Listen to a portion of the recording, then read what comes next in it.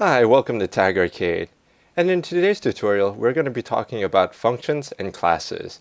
So if this tutorial helps you out and you want to show your support, go to www.tagarcade.com and click on the nice button on the top right hand corner. So let's go ahead and go into Unity. Let's reopen up our tutorials that we've been working on for a while. And let's talk about functions and classes. So a class is essentially a piece of script that does something, and a function is a simple task that it does. So we actually created two functions, or sorry, we created two classes. We created the player controller, and we created the loops class.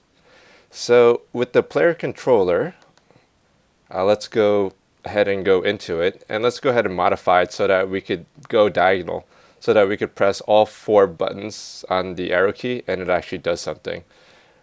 So let's go ahead and go back. So our left, we'll do copy, should be paste over here. Let's get rid of the whole directional directives because we don't really need all of that. So say copy and paste. Copy and paste. Finally, copy and paste. Okay, so let's go ahead and hit File Save and hit Play. So the whole point of that is to make sure that if I use the arrow keys, I could still move around, and I cannot go diagonal just yet. So I could go left and right, but I can't go diagonal up left or up right. So let's go back into our code and get rid of the else ifs and just turn them into ifs. File save, and let's try this again. So now I could go diagonal. Okay, so that's pretty much what I want to happen. So the class is called player controller, and the reason why I called it that is because it controls who you are. So within this class, class player controller, you have functions. So the whole point of void start is this function will only run once and one time only when the game starts, when you first load up the scene. So the whole point of the update function is if you want to be constantly doing something in your game. So for example, in here, we want to be constantly checking whether the up arrow is pressed by the player, so that if it is, we move the character up. If the player lets go of the up arrow, we want to check constantly so that we stop moving the player. Same thing for all the other directions. So since we want to do this constant checking or constant movement or just something that's constant that we have to do every time, we put it into the update function. So if you want to create your own function, what you could do is you first have to declare whether this function is private or public. So the point of a public function is any other script, including Unity, has access to this function. And if you do a private function, that means only this class can use that private function. If that's a little vague, we're going to touch about that later on in the tutorial, so hopefully it becomes a little bit more clear. So for now, I like to make everything private by default because I don't want anything else accessing this script or modifying this script. So we're going to say private. And well, actually, before we make a function, the traditional thing is when you code something, you always put comments on something.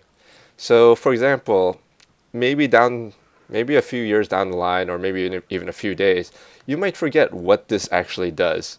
So a lot of times what people will say is you have to comment your code even if you know what it does. If someone is trying to learn from your script, they don't know what it does, so it sort of helps them to read your code. and create their own games.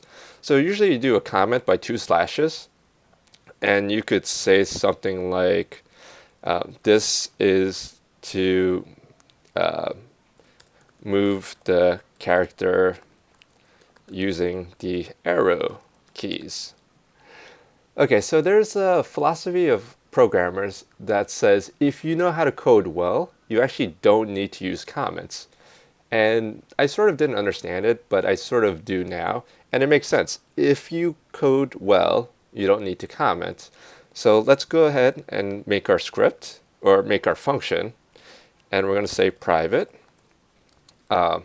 use, or actually detect arrow keys to move player. Okay, and we're going to say void actually. So private void detect arrow keys to move player. So we're going to copy all of this into this function. Okay, so that we could now delete it. And now to call our function, all we have to do is say detect arrow keys to move player. And there we go. So if we do file save and hit play, we should have the exact same functionality. So that is a function, is usually a set of code that does one thing. Well, you should make it only do one thing. Okay. Okay, you might be wondering why I did private void. Well, whenever you create a function, you could actually return a data type with it. So since I'm just detecting keys and I'm not returning any sort of functions with it, I'm going to do void. I'm just going to, in this script, I'm just going to do a very simple example. Let's say I want to create a function that takes 2 inputs. So let's say I want to multiply some numbers. So what I could do is I could do private and say return an int. So I'm going to return a whole number. And I'm just going to call this multiply. Right? And then we'll say int x, comma, int y. Okay. And now here, I am going to take x and y and I'm going to multiply it with each other. So I'm just going to say x times y. And times in code is actually the star, so x star y. And I am going to return that to my function. So what does that really mean? Well, what happens if I do something like int, I don't know, int product, right? And I say product equals 3 times 4. And I could just say debug product plus product. So debug parentheses quotes product colon close parentheses or close quotes plus product. So obviously we're going to have product colon 12. So let's do file save. We'll hit play. And I forgot a semicolon somewhere. So where's my I'm missing a semicolon at the end. A file save. Hit play. And so my error is it's debug.log.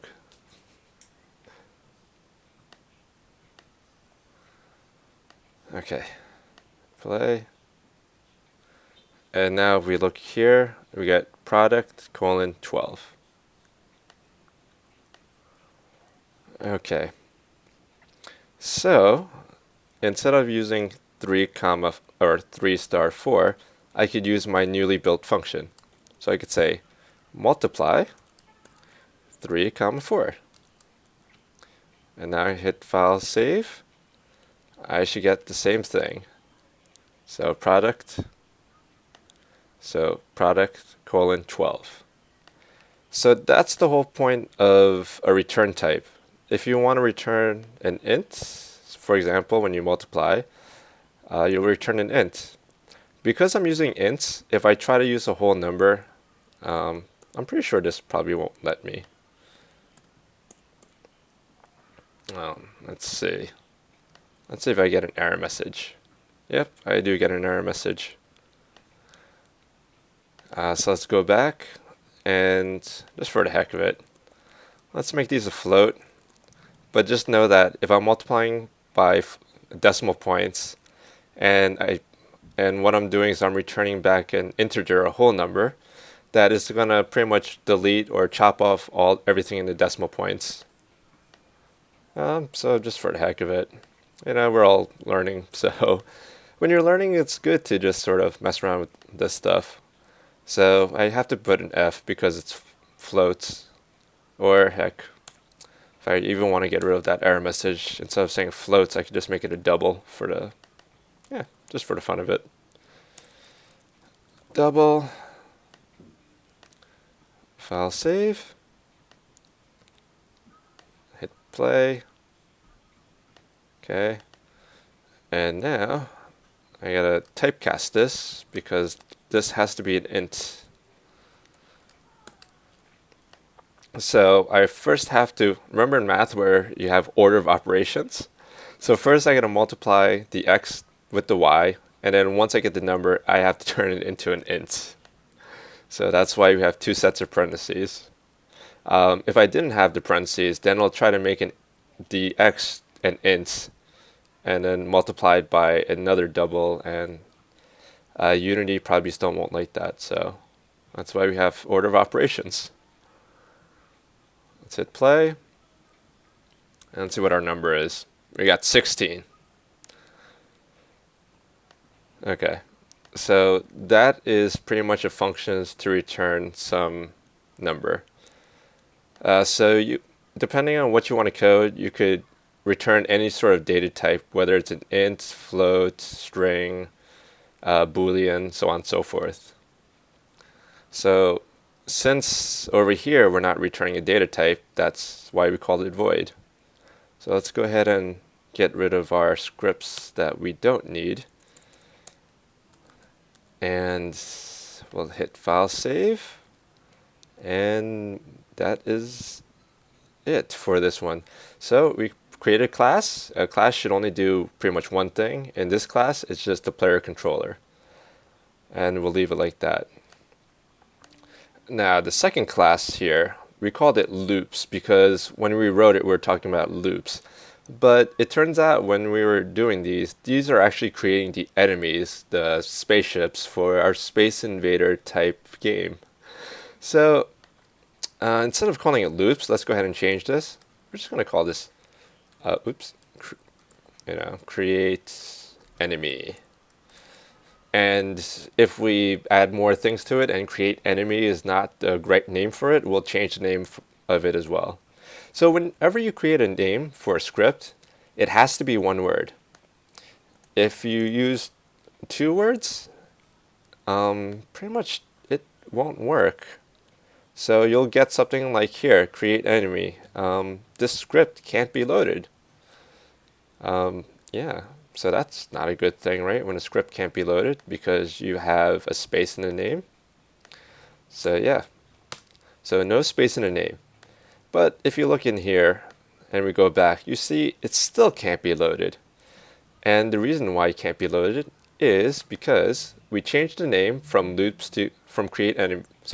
We changed the name from loops to create enemy. So this name, the name of the script, has to match the name of the class. So in our case, we have to say create enemy. So we hit file save. And when we go back to our scripts, then yeah, we have create enemy. And we have all our enemy types here. So create enemy was more meaningful. It lets the programmer or anyone in your team know exactly what this class does. It creates enemies and puts it onto the screen, so it creates the enemies. So I am going to get rid of all the stuff that I don't need. And that. And let's create this more meaningful. Let's say create enemy. So pretty much I didn't like the way like the spacing of the enemies are. So I want to be able to modify it within the code. So what I'm going to do is I'm going to say public, say it's row spacing, and this has to be a vector 3, and public vector 3 column spacing. And we will make these an array. Okay. So we want to be able to change the spacing of the columns and also the spacing of the row. So at the beginning, we should already have what the... Actually, that's not where we create the spacing. We create the spacing here, so we're just going to say this is actually my column spacing. So we'll just say column spacing, enemy row, enemy rows. Okay, and over here is the row spacing. So we're going to do row spacing, enemy rows. Okay, file save, and now let's go back to our script. Let's go click on our enemies. So we got our row spacings. So we actually only need 2 row spacings, and we only have to make this 10 for each. Yeah. So the reason why we only need 2 instead of 3 is because we're looking at the spacing between row 1 and 2, so that's 1, and the spacing between 2 and 3, so that's your second one. So that's why we only need 2. But for my column spacing, I am pretty much going to use 3 because I want to be able to change like the spacing between all the other enemy types. So let's just hit file play. And we have an index out of range. Why do we have an index out of range? Because here we're still going to increase it. So we're just going to put 3 for now. Or else we're going to get index out of range because we're doing things in sets of 3. So therefore we should do it in sets of 3. And why do we only have one of each item now? So yeah, 1, 2, 3. Now I know why. Because our comma spacing is 0. And row spacing is 10. So yeah. So what was my column spacing here? My column spacing was 10, 0, 0. So for my column spacing should be 10, 0, 0, 10, 0, 0, 10, 0, 0. And here it's actually my z that gets increased by 10. So there we go, 10, 10, we'll say 10. So now we hit play. We should get our 3 rows. Okay, 10, 10, 10, 10, 10, 10. Now, what happens if I want to change these numbers? Well, let's see. I could say element that. Let's say I want my spacing not to be 9. Let's see what that looks like. Okay, that looks a little bit better where things are a little bit closer together. So let's try 8. Or actually, I'm talking about row spacing. So what I'm doing is I'm actually looking at the spacing between second, the first row and the second row. Or actually, sorry. Since this is the second number, this is the spacing between the second row and the third row. So you could see that the square and the cylinder is sort of closer together now. So maybe we want to do 8 across, or 8 and 8. Sort of bunch them up a little bit. Yeah, that looks okay. And then maybe 10's a little too much. We'll try 9 across, 9 all the way through. See what that looks like. Okay. Well, I could play around with this later. But now that we have this, we could actually play around with the spacing. So now if you want to have the first row to be a larger gap, maybe 12, and the second one to be 8, and maybe different spacing on the second and third row, yeah, we could do that too. So go ahead and play with the numbers. Choose whatever numbers you want, whatever makes sense to you, and just go with it. It's your game, and the whole point is to have fun while programming it. Okay? So those are going to be the numbers. And pretty much the reason why we have this as public is so that we can make the change in the editor. So remember how we said that if you make something private, only that function can access it? But if you make it public, anything could access it. So other functions can access it. Even the Unity editor could access it. So that's what public means. So if I go back to my code and change that to private, then, oops, not save as, if I do file save. Now, if you look into it, it's once something is private, the only thing that could access it is your class. So that's why it disappears in the Unity editor, because it's private. And the only way to create it is in code. So if you do a private, then you would have to do stuff the long way. You would have to say something like row spacing equals, int, or what's row spacing, vector 3. So you're going to say vector 3, say we needed 3 spots, and then we'd have to say, row spacing. I'm not going to type this all out, but something like row spacing bracket 0 bracket equals new vector 3, 4, 5, 6, whatever. Or in our case, it was row spacing was 0, 0, 10, and then I would have to change it in code in order to apply the changes. But I don't want to do all this stuff in code, so I made this public. Oops, I accidentally turned on the caps lock. So I made it public so that other things can access it and change the spacing. So in this case, my Unity editor.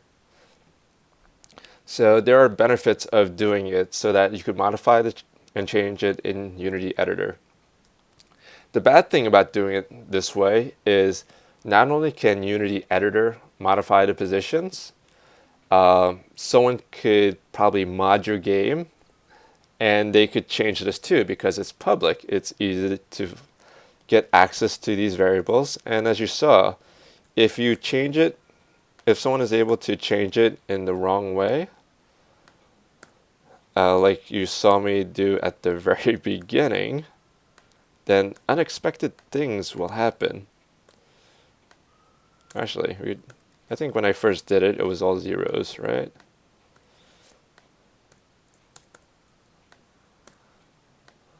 Yeah.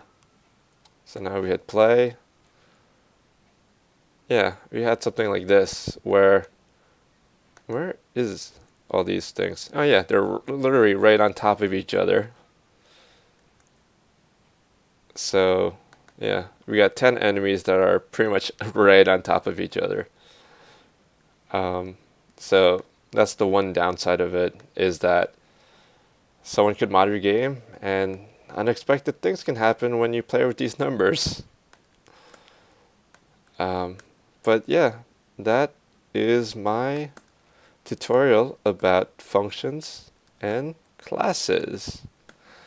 If you like these tutorials, like, subscribe, and all that good stuff. And until next time, have fun and keep on creating games.